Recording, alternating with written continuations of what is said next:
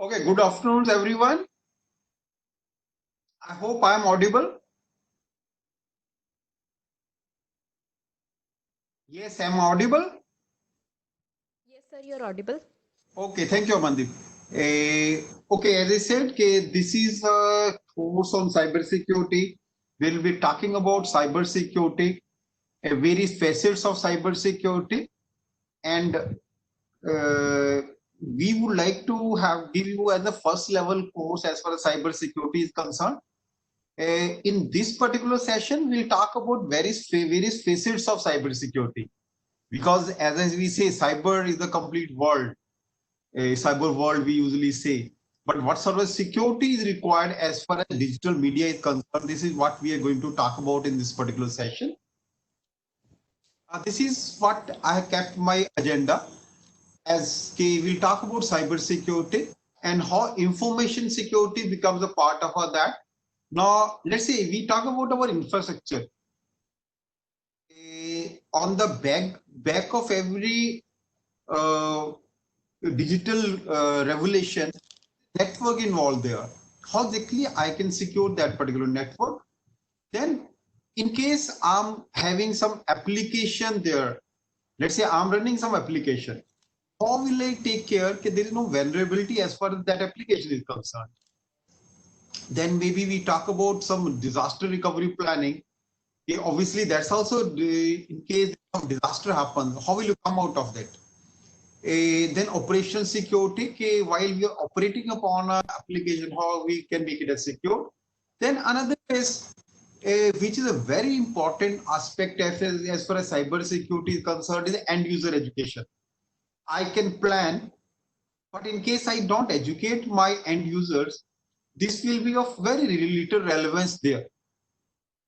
Then for every application, we have got some database involved there. How exactly I can think about securing that database there? That's another aspect there. Then how we provide this security? Now, one of the tools through which we do is a cryptography. Let's say in case whatever is my plain text, whatever is, let's say I'm working, is my plain text. Can I change it to some extent? Either I can just reverse the character. Some of this technique I apply, we call that as a cryptography. Then we talk about cases. Most of the things are there on the website these days. How exactly my website is secured. You might have seen so many examples where a CBI website was hacked and somebody put a Pakistani flag on that. What is that? That is what our website is vulnerable. That's why we have to think about how exactly we can secure it. Then people talk a lot about these days of biometric security. Now, my password can be compromised. Let's say I got a password. You told it to your friend told it to somebody else. Ultimately, your password got leaked. Or a, another aspect is, in case I got my password, somebody played some and found out their password. So all nothing but key security threats there. Can I think about my body part of the security? Let's say your fingerprint can be one of the security measures there, or your eyes. They can be another security things there. I would request everyone to mute because that way it will disturb everyone. Now then we talk about there is some security breach which happens. What is security breach? Okay, somebody is able to take away your database, or somebody, your password is stolen or your money is stolen. Then how will you find out who has done it? So that is what we say the cyber forensics. Whereby what we do is we try to see, because as far as the digital world is concerned, that is a highly organized world. In case we go systematic, we can find out who would have done it. Let's say I get a threatening email. I can find out from my email headers only, or who was the ISP who from where this mail has gone, who's the owner of that particular IP address from where this particular email has originated. All this is nothing but cyber forensic there. And ultimately, I can go to the state where I can catch hold of that particular thief there. So all this is possible, but obviously all security challenges which are there, they are the ones which has to be taken care by the human being only. Is our police, is our judiciary so intelligent to handle all the things? Maybe we have got a very strong police forces, we have got a very strong judiciary there, but is it they are able to handle the cyber cases also? So that is one other challenge which is there as far as cyber security is concerned. So this is what we are going to cover in this particular session there.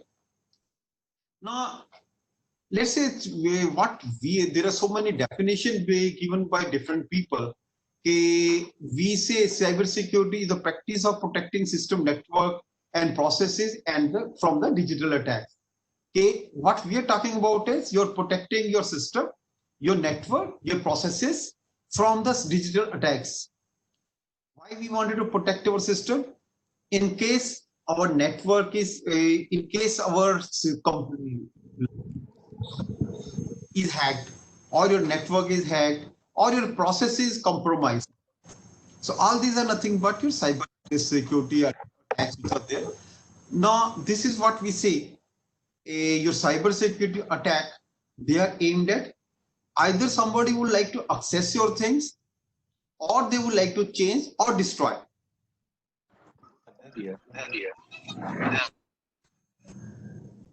Amandeep, can you mute everyone? Yes, sir, done.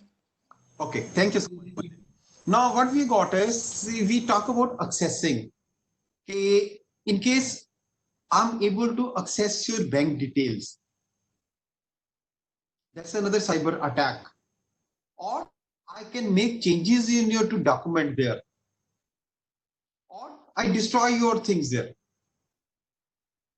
You imagine what sort of sensitivity information as a human being you got?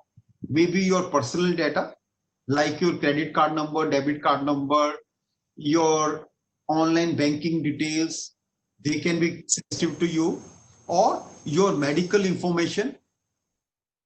You not like to get to know somebody, okay, you're suffering from this. So there is something related to privacy. So this is what we call it a security attack, or extorting money from the user. You might have heard about ransomware. What are they doing? They will lock your system, and they will expect money from you in the form of bitcoins. Okay, you give me this, only then I'll open your systems. So there is another type of a cyber attack. So what we say is it's interrupting the normal business processes is what we say the cyber attack. Now let's say normally your access having the internet bandwidth there. You're getting your business done through internet. Somebody takes away your internet bandwidth only. So that way it will disturb your whole business processes there. So this is what we say are the cyber attacks. So what cyber security is, we have to protect ourselves from this sort of things there. Now, if I have to implement security measures, that's very challenging these days. Why they are challenging? Now you imagine 5 years, 6 years or 7 years down the line, your mobiles, they were not that powerful. If you look at your mobiles, maybe people from our generation, still we use it for our telephones, maybe some messages, some or this. But there are so many devices you have got. Now, in the earlier time, what we used to have was, let's say I will be having one tape drive, one video player, and one system for internet. Now, what has happened is, and we have got a music, voice, and other thing. Now, what has happened is everything is converged into one device only. So, one is number of devices which we have got are more, and I would say there are more than the people. Now, you imagine how many telephones you got your homes. If I look at the common family these days, maybe in case there are 4 people in the family, they may be having 6 phones. What does this mean? Okay, that means we have got more devices than the people there at homes. So maybe that's what we say is the 21st century. Okay, I may be having a landline at my home, a mobile for my telephones, mobile for my WhatsApp messages. So that's what our life is. And another is your attackers who are attacking you, they become more innovative. Because these days people talk about social media attacks, or we say the social engineering attacks. They are the innovative way of doing the thing. Let's say in case I would like to find out from you, found out your passwords. Now, that is what we say the social engineering. What happens is maybe more than 70, that's what study which was there, more than 70% of the people, while they keep their passwords, they keep it either with their own names or with their spouse name, with their kids' names, or a father's name, mother's name, and along with other profile. They would like to make it more strong. They will say, okay, some numericals are to be added, They like to make you the date of birth, place of birth. So all these are nothing but your own social media in social engineering which can be done. Now, in case I would like to find out a password, in case I am able to find out your profile, what social engineer says is 70% of the chances are there, somebody will be able to find out the password there. So this is what we say are the biggest challenges these days. Okay, people, attackers are becoming more innovative, and there are tools which are coming up there. There are so many tools which are emerging these days through which you can clone your cards, clone your other things there. Maybe you might have seen in your ATMs also, there are some sort of attacks where somebody puts up a strip there and tries to have the information there. So this is what are the things which we say the challenges there, because it's an innovation. In innovation, if we do in a positive aspect, it is a virtue. But the moment innovation is for the negativity, it becomes a curse there. So that's what we say. Okay, we have to think about how exactly we can think about having mechanism through which attackers can be controlled, and all my devices which are converged into one are being taken care from the cyber attacks there. So this is what we say is the cyber security framework. Your identity is an asset.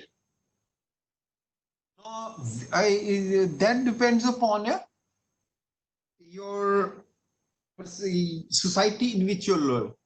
Now, in India, in case you're standing out there, somebody asks you, what is your name? Without even a second thought, he will say, okay, I'm Ramlal. Have you ever asked him why he's asking you the name? Then in case somebody, if your colleagues, somebody asks you, where do you live? Within no time, you will tell him. But that sort of identity becomes a threat for you. So this is what we say. You said cybersecurity framework is your identity is your assets,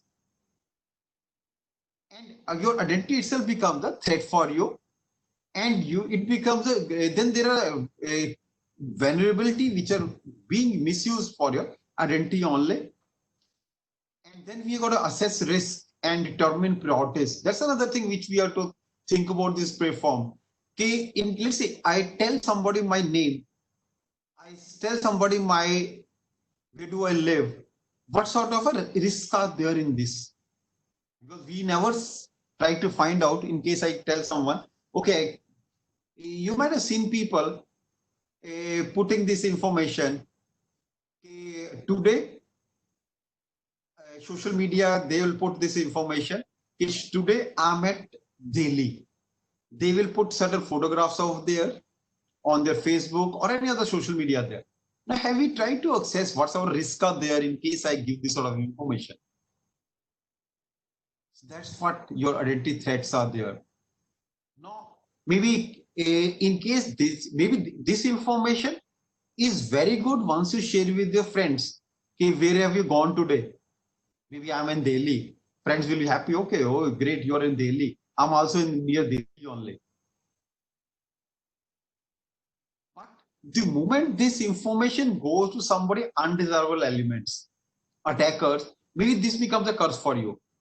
The moment he gets to know today you're in Delhi from social media only, and he is a thief, first thing he will do, go to your house because your house is vulnerable there. That information which you share with somebody make your vulnerabilities there. So that's what we say, you assess your risk and determine priorities there. And your identity countermeasures there. What sort of a countermeasures you want to have for your identity theft? Maybe you think about some other numbers there. Instead of your name, you just give somebody all there. So this is what we say. These are some of the security framework which we have got as far as security is concerned. So what we say is, what is the cyber security all about? It's about the people, processes, and the technology. People as users must understand and comply the basic data security principles. What are the basic security principle which is there? Let's say somebody tells you, you choose a strong password and you change your password after 15 days. Now, if I ask you, how many of you would have done it? Maybe I'll not be able to find out of the 100 people who are there with us. I may not be able to find out 5 people even who have got a strong password. By strong password, I mean, if I just put a password like UXLRT hash 2345. I can think about this sort of a passwords, but very difficult. Why is I will not put a strong password? It's difficult to remember. And these days I may be having 20 passwords. So what you do is you try to keep a single password. What will happen in this scenario? Once you got only single password, it's very easy for you to operate. For your online banking, same password. For your email, same password. For your other things, same passwords are there. Very easy to operate. But in case you lose one password, that's why we also call single sign-ons. In case I lose my password, I lose for all the things here. So that's what you have to think about strong password, which is being wary of attachments in emails and the data. So this is what the people has to do. And what the processes are there? An organization must have a framework to how they deal with both attempted and successful cyber attacks. What is a attempted attack? Let's say somebody tries to bar network, but he failed. That is attempted there. Now, how do I find out somebody has attacked me? Maybe I think about my logs, who are the ones who have gone into my system at a particular time. I'll try to find out how exactly they will be attacked. Or their successful cyber attacks. What can be somebody, let's say it was a network. From the network, somebody is barged in through your network, go to your application and attack your database or take away your database, delete your database there. So this is what we say the cyber attacks. One is attempted. Attempted is in case of attempted attack, I may not be able to do it. I may not be able to harm you because the strength of my security is so strong that that attempt fails. And I can think about some successful security attack. Okay, I'm able to penetrate into your system, penetrate to your network, penetrate up to your application, and penetrate up to your database also. Now, what we say is a well-respected framework and guide and explain how you can identify attacks, protect system, detect, respond to threat, and recover from the successful attacks. Now, how do you respond to the attack? In case my database is attacked, in case I close my database, or in case the moment there is an attack on my system as such stops. That can be respond to threat and recover from successful attack. Let's say somebody has deleted your database from your server, from your other things there. So what will you do? Can I think about backup processes in such a way that even if I'm attacked, still within my, I can replace my database, or there is another server there on which I can fall back upon. Maybe your recovery procedure there. So this is what we say the processes. I may be having to spend more in case I have go for a parallel database, parallel server there. Fall back upon server. In case my one server fails, there is a parallel server which has got all the transactions up to nth time, up to last second. I got the transaction, and I can just shift to the other server there. So that is what we say is successful recover from the successful attacks there. Now, for all these people and processes, I need technology. Now, technology is the one which gives any organization or individual for the security tools.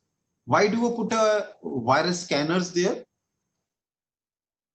Because I would like to protect my system from the virus attacks. So that's a technology which is there. Or as we say, we have to protect my endpoints. What is the endpoint devices? Like your computer, your smart devices, or routers, or your network and the cloud. Let's say endpoint devices are your laptop, desktop, or some of the other devices on which the user works. We call them as the endpoint devices. Maybe your mobile, as such, is an endpoint device. The moment you access some network, that is what we try to work on that. And since my mobile accesses the cloud also, so that is a third level of the protection which we need. So I need some technology where I can protect my network, I can protect my devices, I can protect my cloud system there. Maybe what sort of a technology you might be knowing, there are so many technology which are being used. Maybe your firewall, DNS filtering, malware protection, antivirus software, email security solution. All these are nothing but some of the technologies which we use for protecting ourselves there.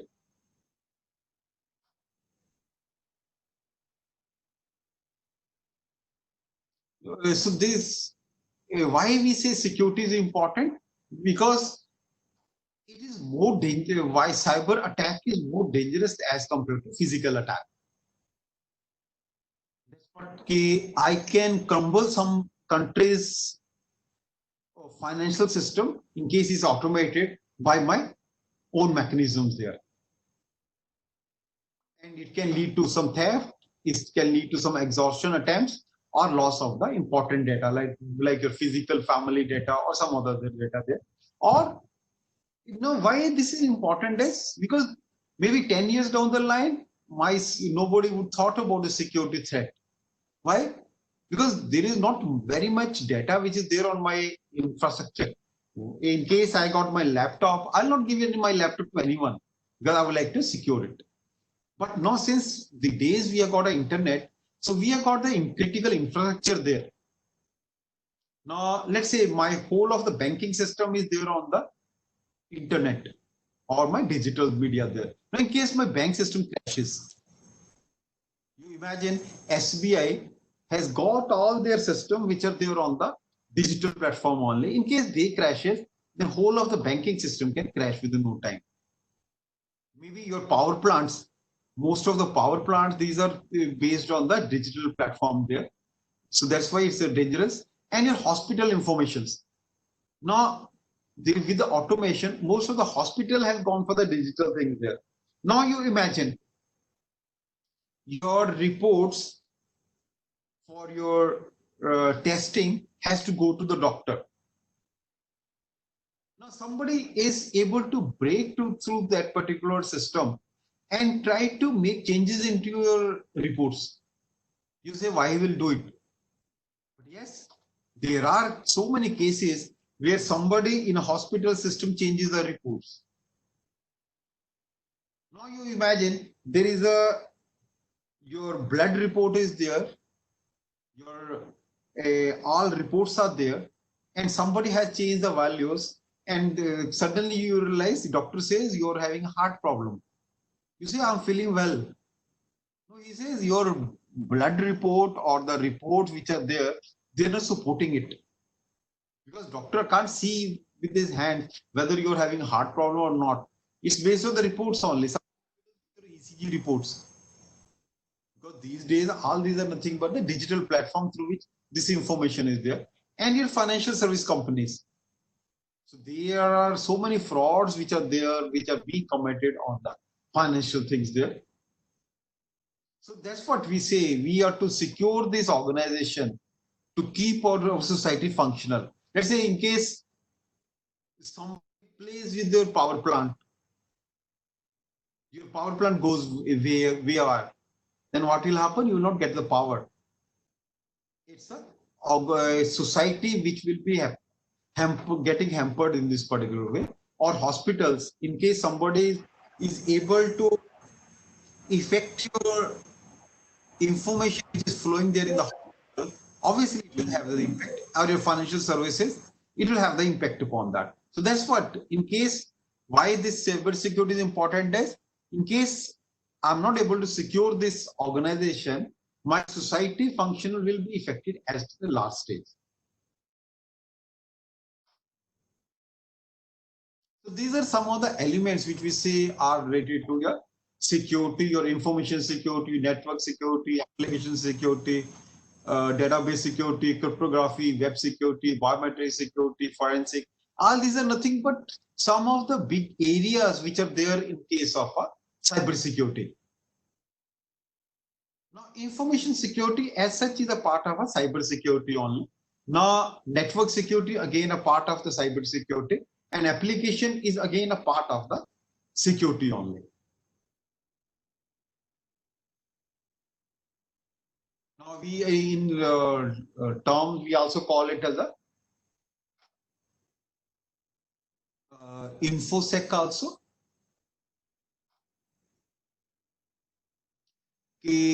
It refers to the processes, tools designed to protect sensitive business information. So what are the threats which are there in your information security? It's a modification, disruption, destruction, and inspection. These are the major things which are there as a security threats. In case somebody modifies your data, we usually call it as a man in the middle attack. Some A and a B wants to transfer some data. There is another fellow C who modifies the data, sends it to B.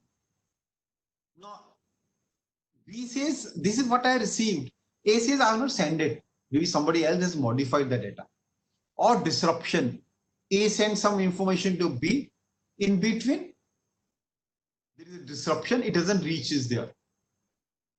Or is it destruction is there?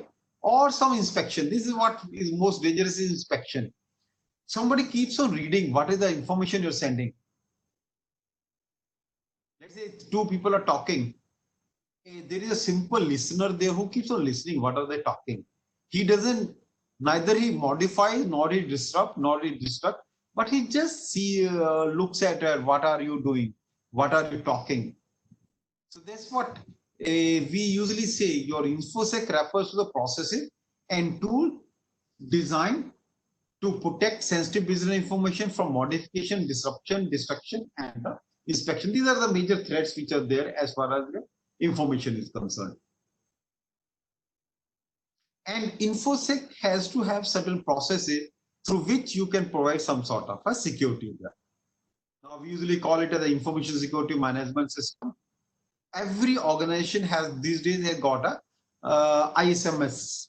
Now it's a guidelines to create an organization to take care of the data breach scenarios there. Maybe there are ISO standards which are there. This is ISO 27001 is a very well known standard as far as the security is concerned. Now, what we do is we try to work out some guidelines that business can minimize risk and can ensure work continuity in case of some changes which happens. So most important aspect is what sort of policies are there through which we can have this sort of a security management system.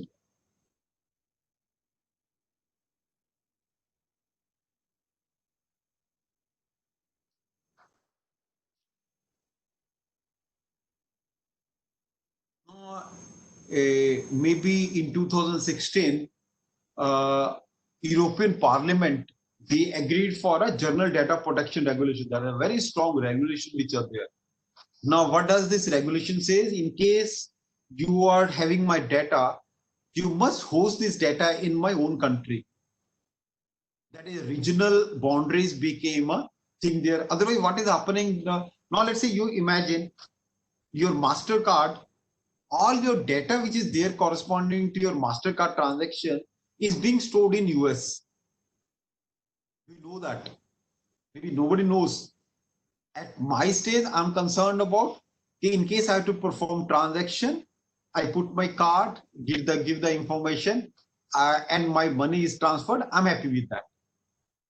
But where exactly your data is being stored and how your data is being used, this is what is being taken care by this Journal Data Protection Regulation, GDPRs there, through which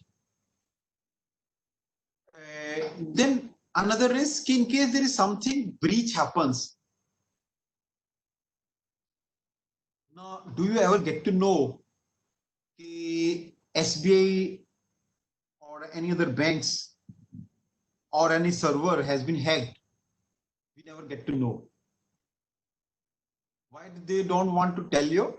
Because it can be adverse publicity for them. But this is what European Parliament Council has agreed as a journal data protection regulations, where they say what they say is provide data breach notification in case there is any data breach which happened, that must be notified. Now, can you imagine this sort of a notification in Indian context has start coming now only? Maybe you might have heard of CERT-In. CERT-In is one government organization which gives what sort of breaches are happening as far as the data is concerned. And another was appointed data protection officer. You have somebody there in your organization whom you say they are the ones who will protect your data. He's the one point accountability or the responsible person there. Now, then this is most important component, require user consent for data processing. Let's say you might have seen you receive a phone call.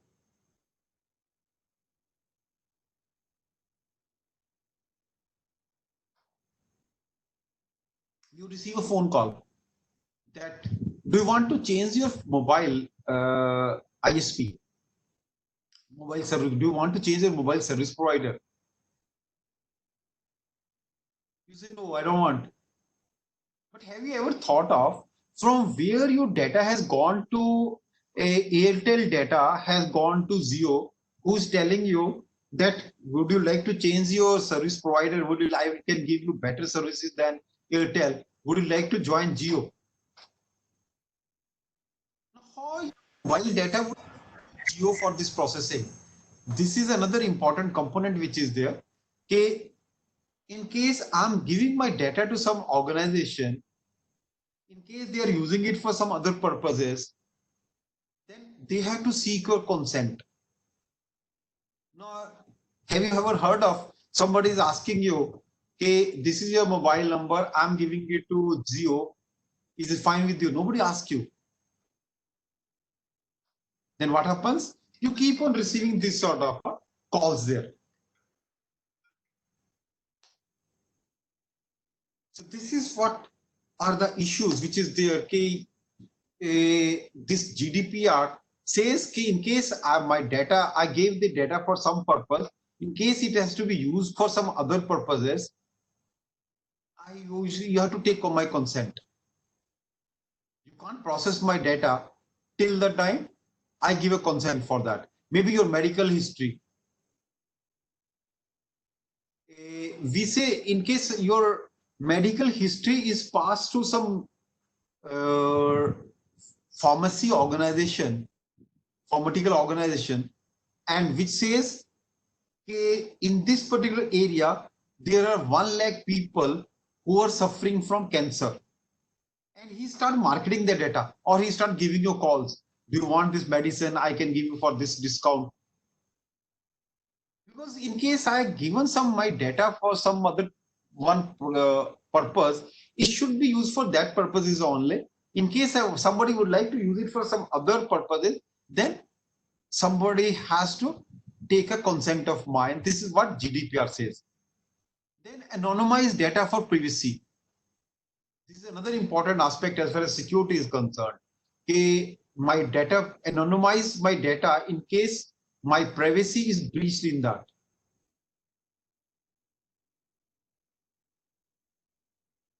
Let's say, God forbidden, you are suffering from a very serious disease. Would you like this information to go somebody else? No. But in case hospital is giving this particular information for research purposes only, then there is anonymization which is required in this sort of a case there, so that your privacy is protected in this sort of environment there. So this is what we say. EU Economic Union is working to complete standards.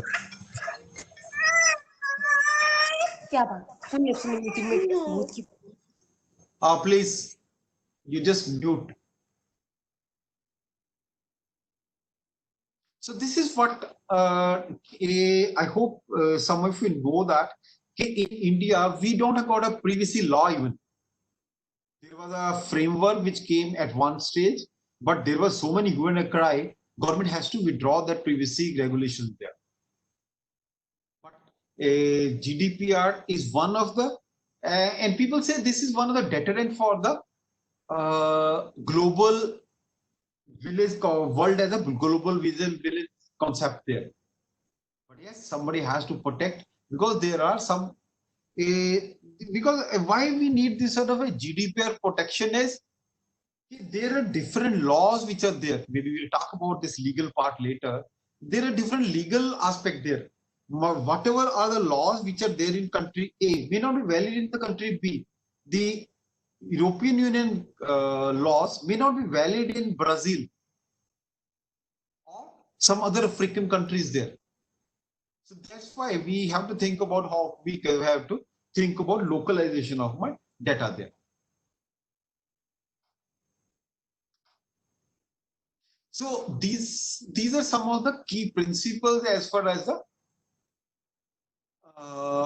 InfoSec is concerned.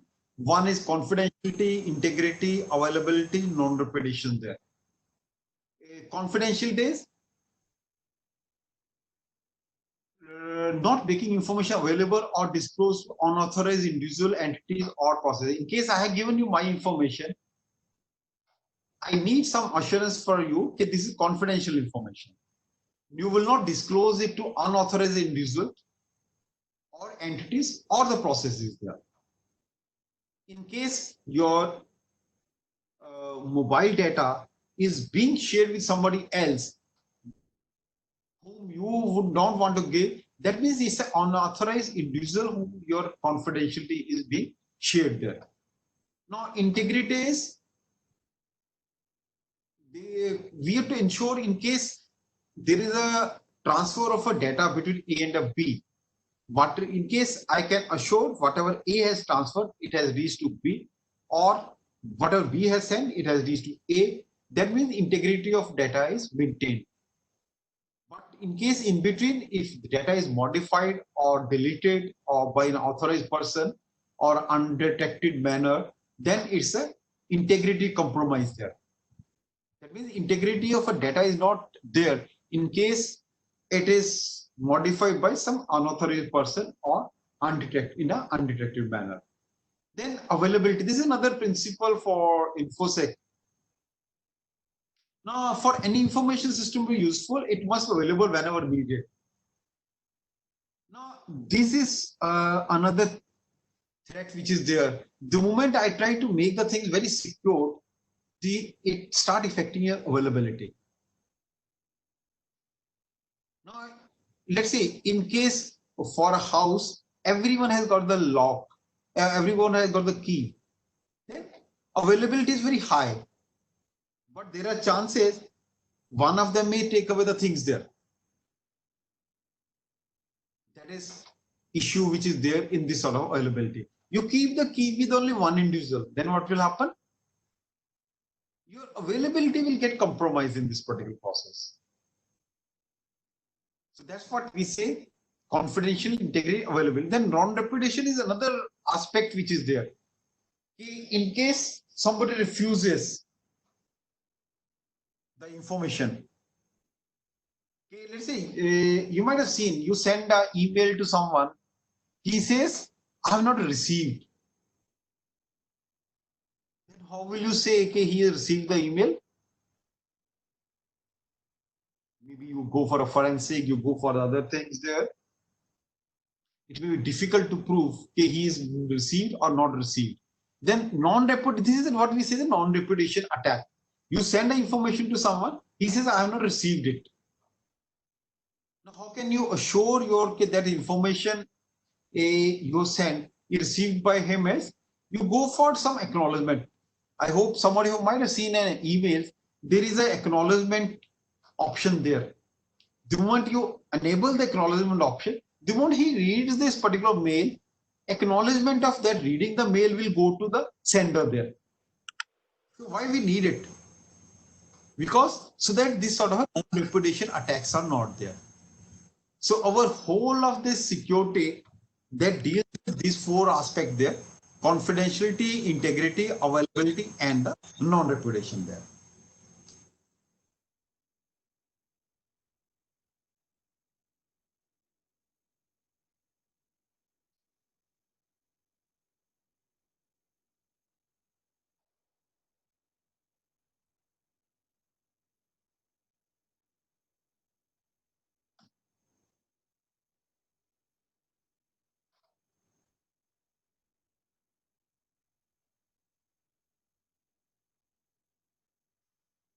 Yes, this is what we say cyber security and infosec.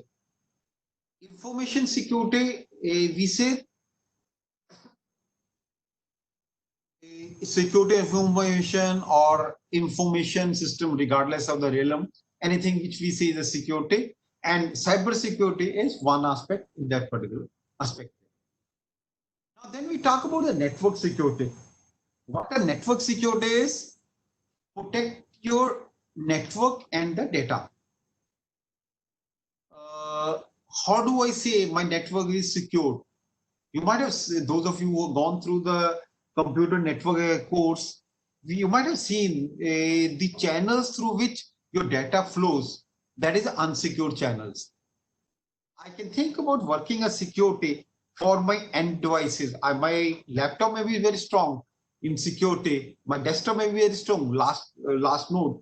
But on the channel where information flows may not be secured. So that's what we have to think about, how exactly I can have a hardware as well as software technologies which can give me security. And there are a number of threats which are there. Now, how do I assure in my network there is no malware attack which is there? So this is what I had to think about. You have to think about firewalls through which you think about one level of a security. So I have to think about how exactly my network security manager access to the network there. So that's what we say is a combines multiple layers of defenses at the edge and in the network there. Maybe I can think about a one level of security as my edge security. Then I think about another security as a switch level security. and another security as the internet security. Because let's say data is coming to you through the internet. I had to think about what are the packets which I have to accept, what are the packets which I would not like to accept. Maybe you have to think about a firewall. Okay, from this particular IP address, I will receive the information. From this, I will not receive the information. That means somebody, one level of security. Then another level, the moment data enters your network, I have to think about a switch level security, how my switch level security can be there. And then once it passes through that, I have to think about my node level security. So this is what we say is a combines multiple layers of defenses at the edge and in the network there. Now, how do I implement this network security? I have to think about policies and controls. Now, you might have seen there are so many places where they have purchased a lot of security equipment. Like they would have purchased the firewall, they will purchase the UTM, they have purchased everything there. But have they made the policies there related to their own organization? This is where we suffer a lot, because I can purchase a firewall, but in case I don't put my own policies in that firewall, this firewall become redundant. Maybe, or I have the policies which are the default policy which the manufacturer has made. Then this becomes a redundant database network security there. So what we wanted to do is, your authorized user can gain access to the network resource, but malicious actors are blocked from carrying out exploits and the threats there. How do I allow only authorized users to gain access to my network resource? I can think about having my user defined users only. Let's say earlier days, your Wi-Fi used to be a free resource. In case I got a Wi-Fi router there, anyone can access it. But now, since the day it became a threat for me, we thought of, can I think of logins for the user who will be using it? I make a password protection for that. But why I did that? If my malicious actors are not able to enter into that particular network, and there are threats, there are exploits which happens there. So this is basic. Madhubala, you have to not to talk. What we have to have is authorized users have to access this. Nobody else is able to access this sort of information there. Madhu Babu M. I think you're disturbing. Right? Please take care. You mute your mic. Okay, so this is what we say. Authorized users can access to network resources, but malicious actors are blocked from carrying out the exploit and the threats. So this is the basic golden rule which we say have to be there for any network access there.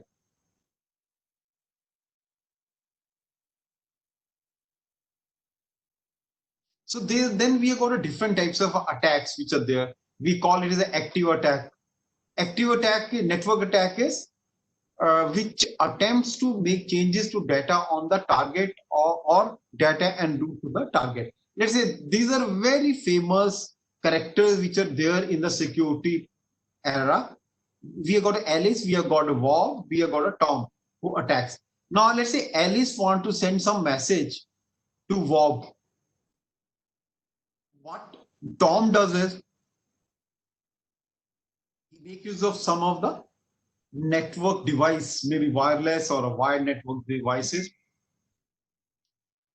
Message goes from the Alice, it doesn't go to the Bob directly, but it goes to the Tom. And it's a plain text. Since it's a plain text message, he modifies that message and sends it to the Bob. Now, what will happen this sort of attacks is, Alice sends, maybe in this particular scenario, integrity of the message goes. Confidentiality of the message also goes.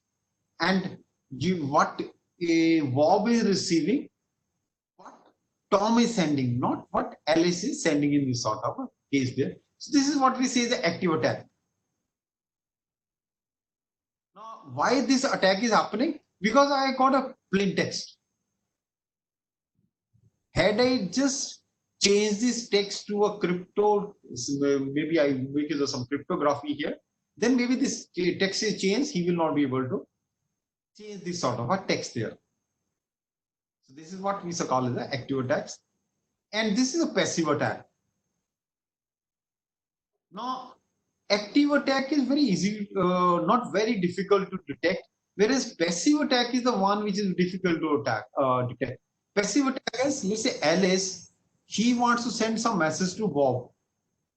There is somebody, Tom again is sitting in between, but what he does is he reads that information. He is not changing the information, but in this particular process, your confidentiality of the information, what you got is Alice want to send the information to Bob. Bob has received the information, but Tom has also received it, and he can misuse this sort of information there at a later stage. I can't detect it because whatever information Alice, Bob, in case they check, Bob asks Alice, this is what you send? She says, yes, this is what I sent. But there is somebody who would have read this information in between. So this is another threat which is there, which we call as a passive attack. So as I said, it's easy to detect active attacks because there is some modification or deletion or something happens in there. In this sort of a scenario, passive attack, there is nothing which happens. It just changes the text which we have got. This is what we say the network attacks. It can be passive attack, it can be active attacks there. So what we do is we try to put up firewalls there. As I said, it's a barrier between your trusted internet. In case I'm having the internet there, I may be needing different type of firewalls as compared to in case internet network there. So we have to think about what is the traffic which is to be blocked, what is the traffic which we allow. That's what is to be done. It can be a hardware firewall, it can be software firewall, or it can be both. Usually these days we get a firmware as far as the firewall is concerned. There is a lot of policies which has built up into your firewall.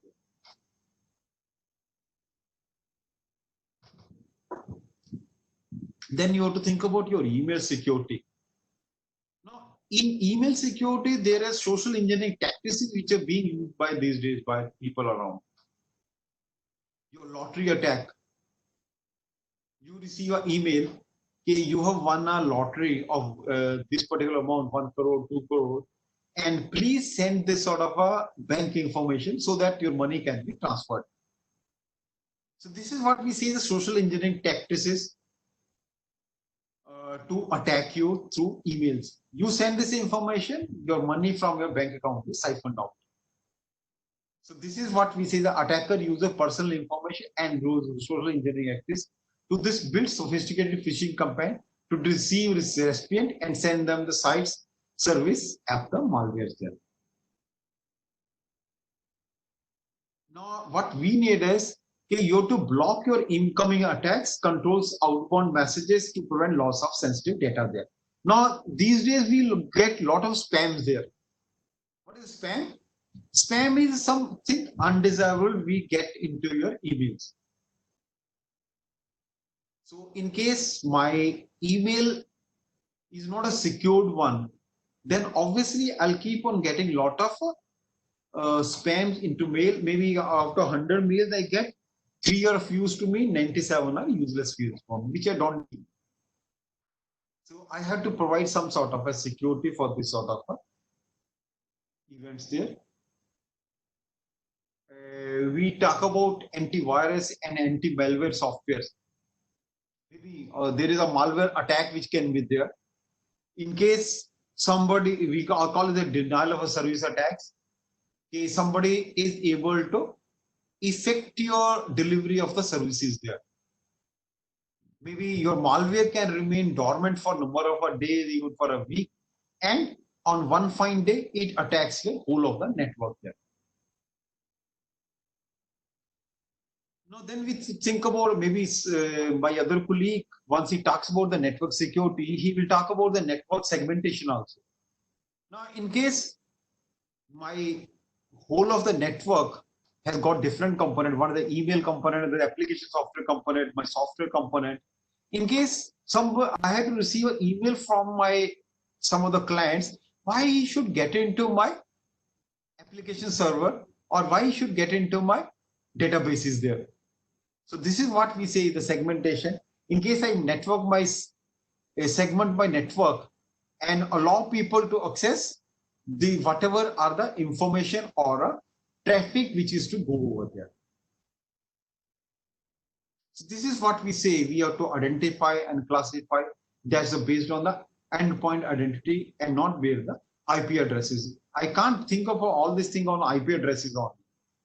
So what we have to think of is assign access right based on the roles and the location there. For accessing my application, in case there are 10 modules there, I may give access to only one part of that, not all the 9. Or corresponding one location, I give access of the database for one location only, not for the whole location. That's how I can segment my network there. Or you just, as I said, you go for a access control. Not every user should have access to your total network there.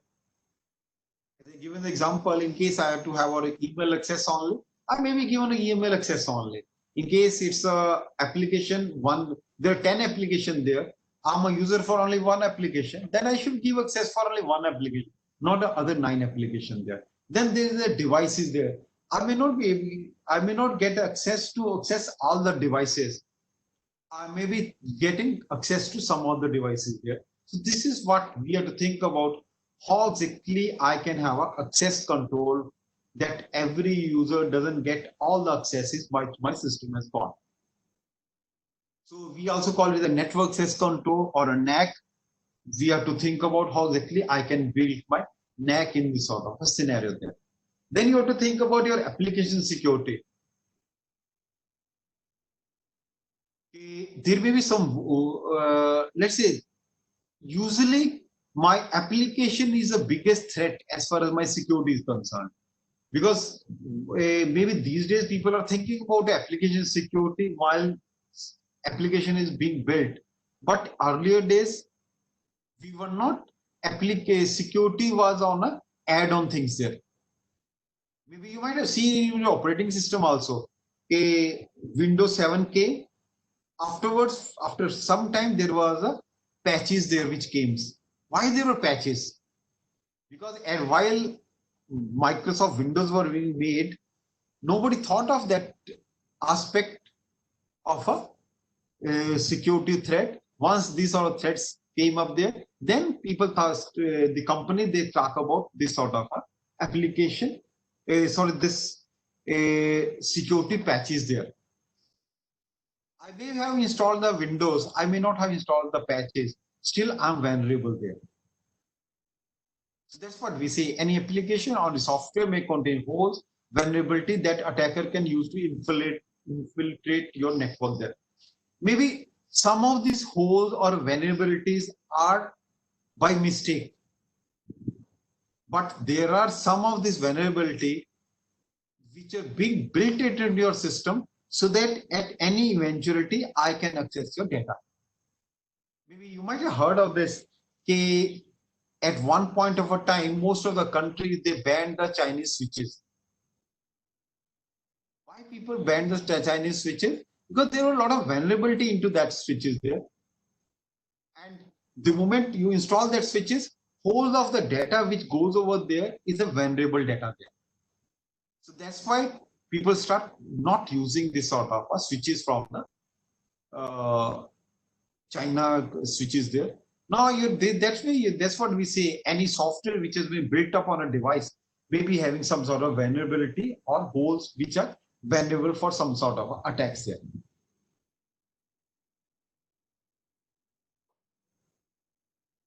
So that's what we say. Application security encompasses hardware, software, and the processes used to close these holes here. I may deploy a very strong hardware to take care of these holes, or there will be software patches which are there as I talked about, or there are certain processes there. You might have seen the banking process. What is the process? In case it's a 2000 rupees check, even your clerk can pass. The moment it's a 10,000, first level officer will pass it. And if it is a 50,000 check, maybe there are two officers who will sign on that. Why we need this sort of things there? Because you have to build up some processes through which this sort of attacks can be, application security can be put up there. Now, same security we would like to build up in our system there. Okay, you might have seen in case transaction is there, it goes from a clerk, then your first officer approves it, second officer approves it, maybe in transaction very high, it goes to the manager also. Why we are doing it? Because we would like to share the responsibility, and there is a level of access which is being given to various people in this sort of a system there. So this is what we say processes which we use to close this, some of these holes here. Another, this is a big research area these days, behavior analytics.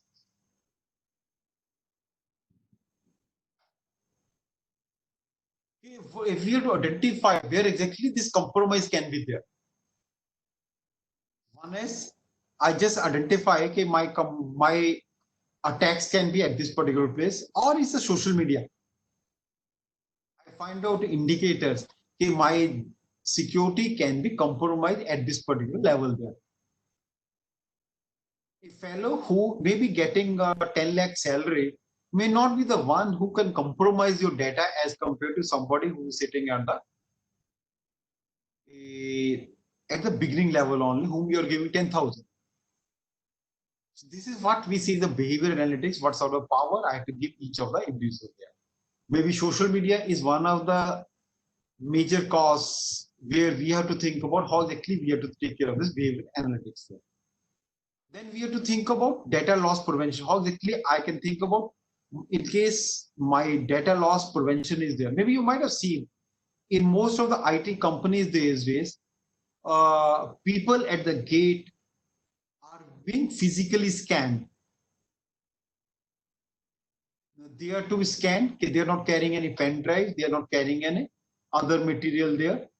And while they are in the office only, all their emails, all their other sharing the data is being controlled.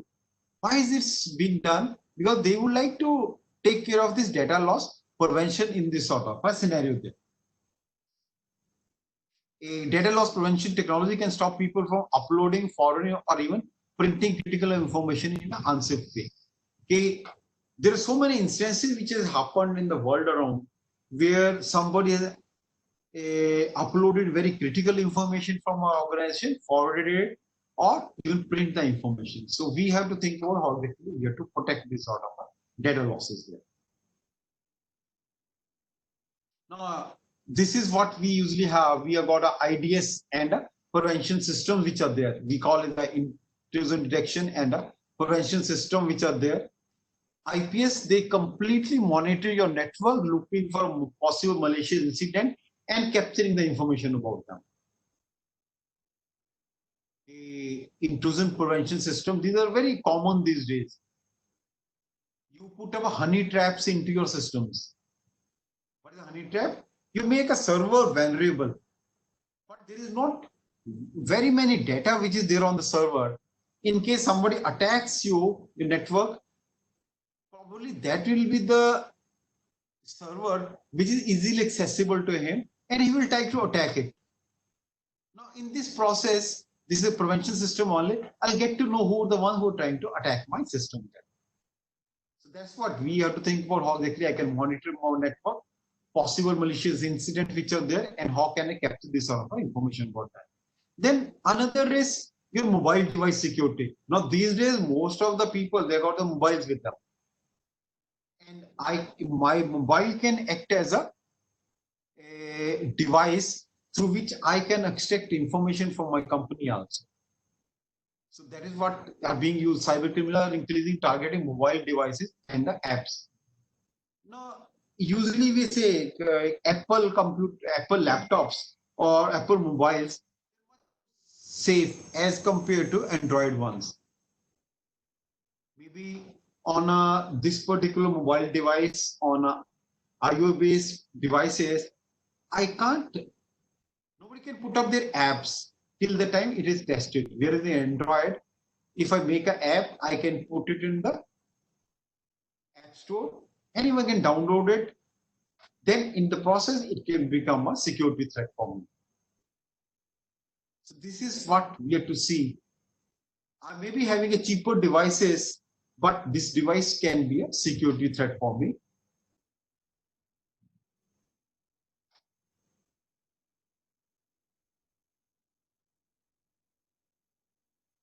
Now, then people talk about the VPNs these days. You think about a virtual private network that encrypts the connection and endpoint to a network, often over the internet. Okay, as I said, your channel is unsecured. Can I, within that particular channel, can I think about a private network through which my data only passes, nobody else data passes there? So we say it's a VPN there. And we talk about a web, maybe all this somebody will talking about, and we talk about a web security. Okay, your web usage which is there, it doesn't become a threat. Now these days, in case I had to any government official has to load a website, he has to get it the security check for that. Only then he can upload this sort of a websites. Or then another threat is your wireless security. Now that is the biggest threat which is there as far as network is concerned. Okay, your wireless which is you're having may be a threat point for you.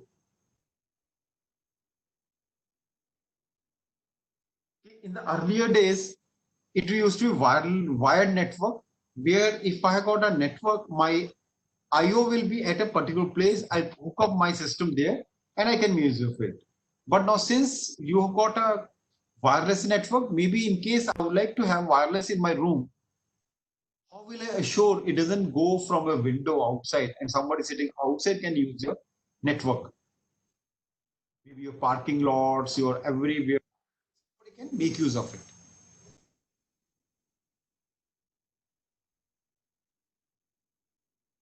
So that's why once we are to take this sort of wireless security into picture, you have to think about a product which are designed to protect a wireless network only. Maybe earlier days we used to put all my access points on my IO ports only at the endpoint. Now these days we talk about controllers through which I can control all the access point of my network. Why I'm doing it? Because I would like to provide some sort of security for all my wireless devices which I'm putting up there. Maybe you got a IPsec protocols are there, SSL are there, security shells are there, Kerberos are there. These are some of the security protocols which are there in a client server or network or any other mode which is there. Now then next we talk about your application security. Next, because let's say somebody is able to you to network, penetrate to your network. Next level where he goes is to your application only. How exactly I can think about securing my application is the next big thing which is there.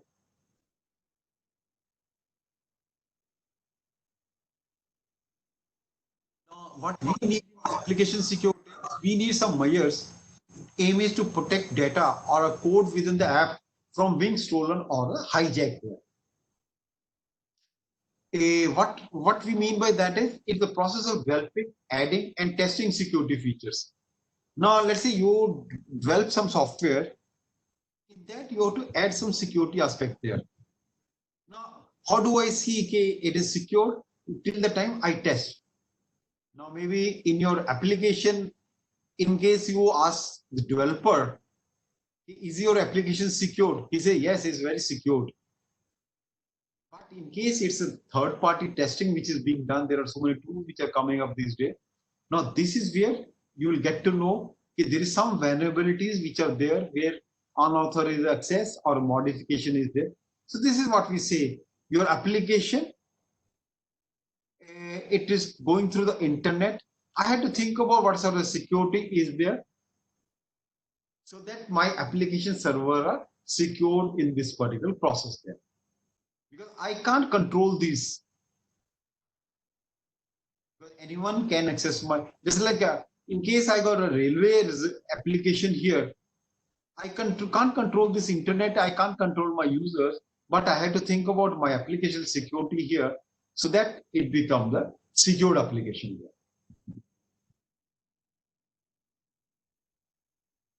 Now, why this security is applicable? Because now we got a critical applications on a critical infrastructure. We got a critical application which are there. Because and another, my application is usually connected to your network, then it is connected to your cloud, and which is vulnerable, becomes a vulnerable, and the security threats and breaches are quite possible in this sort of environment there. You imagine your application which is working on internet. I know there are 10 people who will be using that application. In case I can control those 10 people, my application is secure.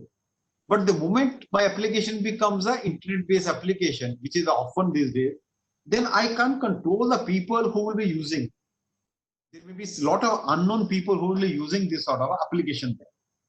I can't control it. So that becomes a security threat, and that becomes, there are so many breaches which happen in this sort of environment there.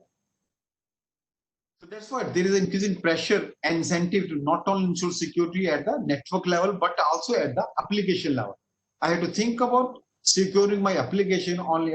Then I can think about having a secured environment there. Maybe your apps, which we have got in mobiles, they're mostly unsecured apps which are there. And these are the apps through which you are being attacked. Let's say you imagine games. If you give your mobile to any kid, first thing he does is he downloads so many games there. But in the guise of a game, is it your game secured? It may not be. So that means the application which I say is the game, it may not be secured. It may affect your network, it may affect your whole system. So that's what we say, application security testing reviews weakness and at the application level to prevent this sort of attacks there. So these days, most of the applications which are being developed, they are the tested for the security also, whether whatever application I have developed is secure or not at this particular stage there. Now, what sort of threats are there? We have to think about who are authorized to use it and how I authenticate that particular user. How do I authenticate someone? Maybe you got a username and password. You don't like it, you give a. How do I secure my mobile? There is a PIN number there. But if my PIN number is leaked, then my mobile, whatever information is there mobile, is a vulnerable. So my authentication is not there. Now what I do, I just go for my thumbprint or a facial recognition. The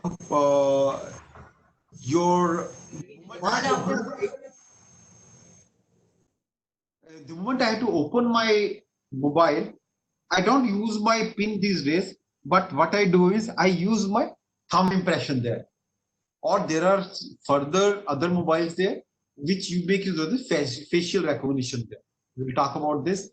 Then there is an authorization there. Let's say somebody is able to enter into your system.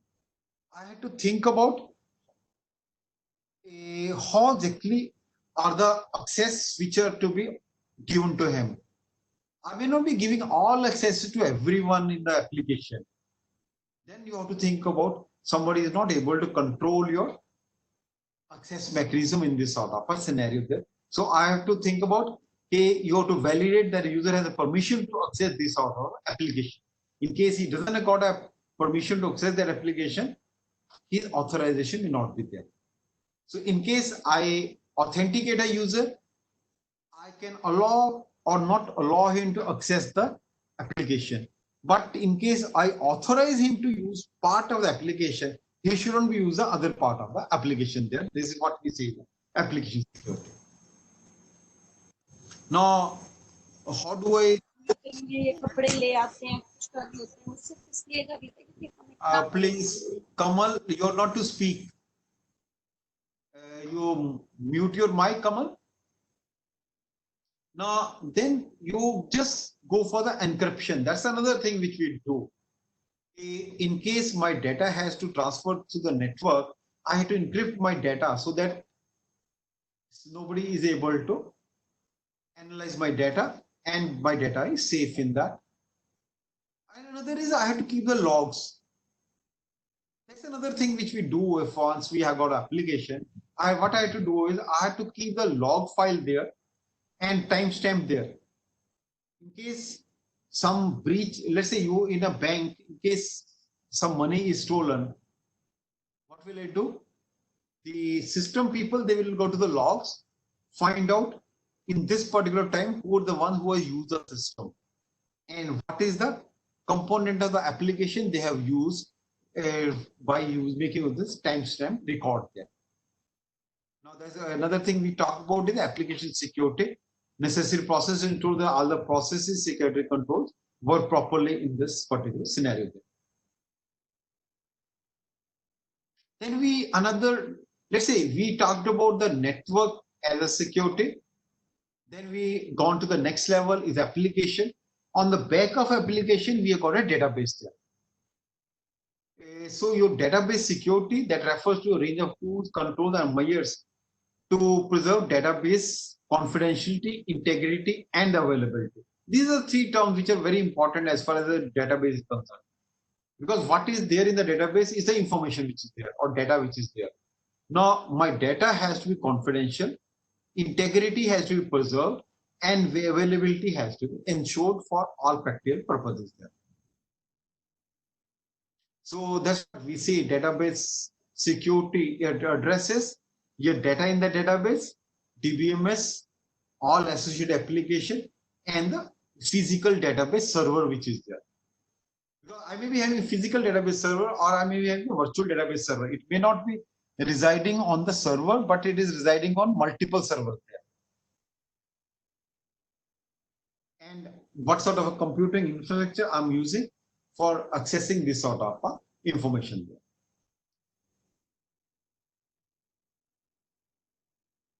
Now, why your database security is important? Somebody may, let's say, in case you're a bank, your information about the various user goes. Somebody takes away that information. That is your brand which will get affected. And in case somebody is able to fiddle with your database, you don't have got a backup plan, your business continuity will be the one which will get affected there. You may go for a fine, you may go for a penalty for a non-compliance, but you have to see how much your brand value is getting affected into this only. Then cost of repairing breaches and notifying customers. Because whether I have to tell everything to the customer or what are the information which has to go to the customer, that depends. It's not that in case somebody takes away all your money, don't inform your customer, and ultimately your customer bangs your head. Okay, this is my money. Now, these are some of the threats which are there as far as database is concerned. Most of the threats are the insider threats. If 2 or 3 bank clerks joins together, they may take away money from any of the account. Or it's a human error. Or it's a SQL injection attacks. These are very famous injection attacks which are there. Or overflow buffer exploitation which are there. Or DOS or DDoS attacks, malware. Or your attack on the backups. Now this is what happens. If you are having a production server, but somebody attacks your backup server even. Somehow your backup server, production server crashes, your backup server is under attack, your system crashes within no time.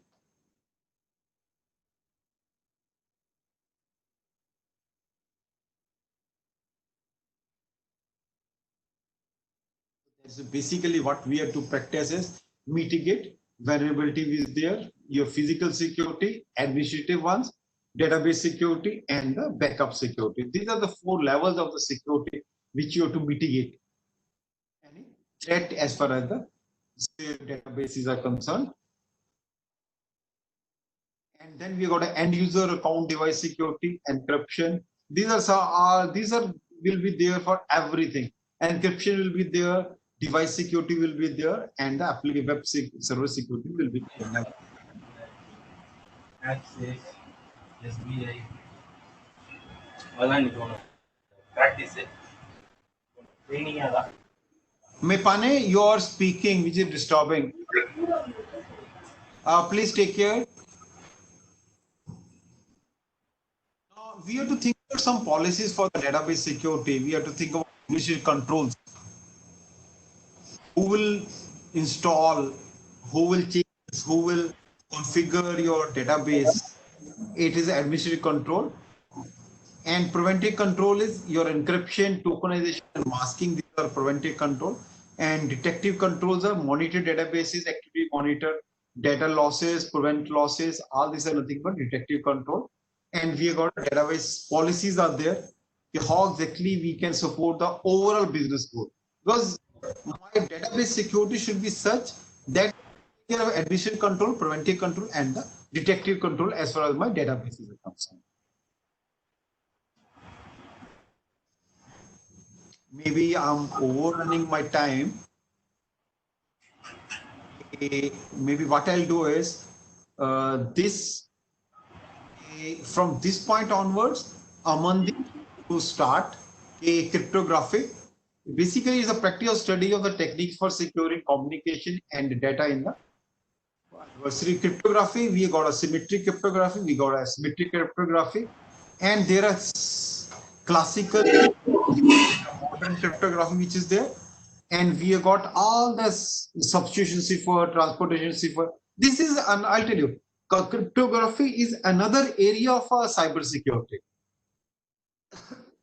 So we are talking about we have talked about network security at a level only, then we have gone to application security, then we have got to database security. Now how we provide this security is, that is one mechanism which is there, that is cryptography. Cryptography is a practice and study of technique for securing communication and data in the presence of the adversaries. Now I can't avoid adversaries, so they are always present there. So we have to think about how exactly this sort of a thing has to be done. Now we usually say symmetric cryptography, you're a plain text, somebody signs with the secret key there. Maybe Aman will talk about what sort of keys are there. Then same key is passed to the other fellow, he decrypt and make use of it. Maybe there are DS, all standards are there through which symmetric key is there. Now, yes, somebody says database Linux will help in database security. Yes, OS is one of the mechanisms through which all your databases are secured.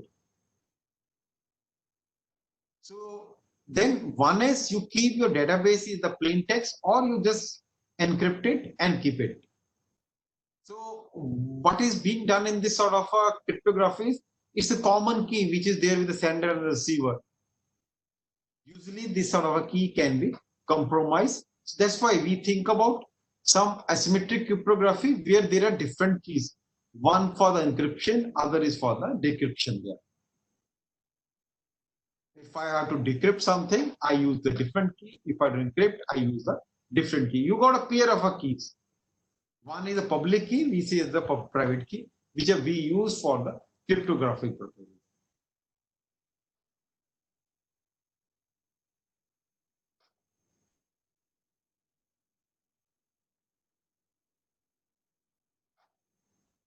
So maybe I stop here.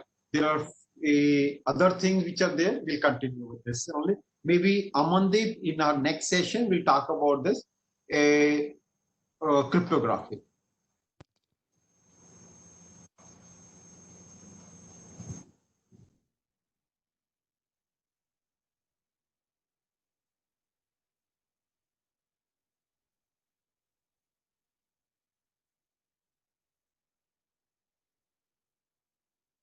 Yes, Amandeep.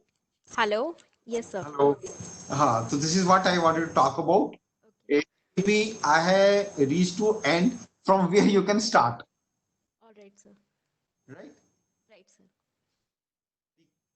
Okay, thank you. Thank you so much, sir, for your enlightening lecture Thank you. on the various aspects of cyber security. Because there was few questions there which I could answer on in the between only. If there is no further question, maybe stop here. You go for your lunch. Then again we'll meet at 2:30. Right? Yes, we'll be starting the next session at 2:30. We'll be continuing with this. Thank you, everyone. Thank you, all the participants.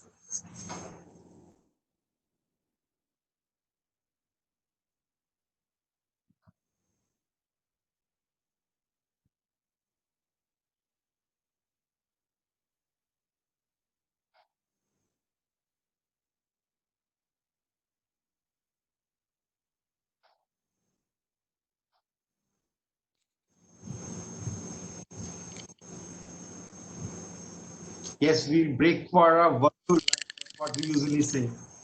Right? Hey, Aman, you can stop recording.